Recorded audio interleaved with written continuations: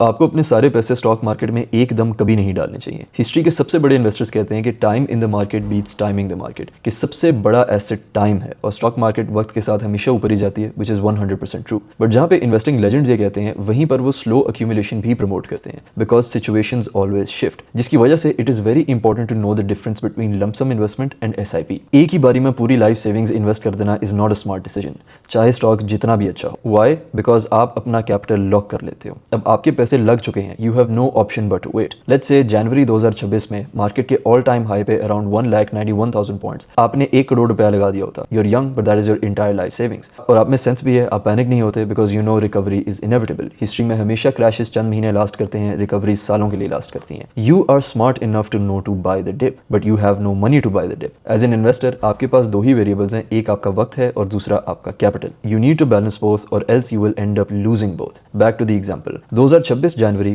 all time high 1,91,000 points, 1 crore की lump sum investment। By now you would have lost between 18 to 25% of your portfolio valuation। Again आप अक्लमंद हो, आपको पता है कि यार मार्केट सूनर और लेटर रिकवर कर जाएगी, but you missed a golden opportunity। एक और इन्वेस्टर है, same situation, same capital, same stocks, वो 1 करोड़ रुपया 12 महीनों में डिवाइड करता है और उसकी SIP करता है। 8,33,333 rupees every single month is injected into his portfolio। Even if he has the exact same companies in his portfolio, he is going to get better results because वो corrections में भी accumulate कर रहा है। The average buying prices will be lower, averages कम होंगी, dividend yield ज़्यादा होंगी। वो losses भी minimal रखेगा, इस वजह से नहीं कि वो बहुत बड़ा analyst है, इस वजह से कि वो rational है। आपके पैसे से पहले आपके decisions compound होते हैं। The method of SIP through the philosophy of DCA, dollar cost average, will get you very far with time. और ज़्यादातर इन्वेस्टर्स के पास एक लमसम अमाउंट होती भी नहीं है और वो ये समझ रहे होते हैं कि यार पैसे कम है, छोटी अमाउंट्स डालने से क्या ही हो जाएगा, not knowing that it is one of the best possible ways to start. Warren Buffett, keep buying through thick and thin, specially through thin. John C Bogle, creator of the first index fund for retail investors. Benjamin Graham,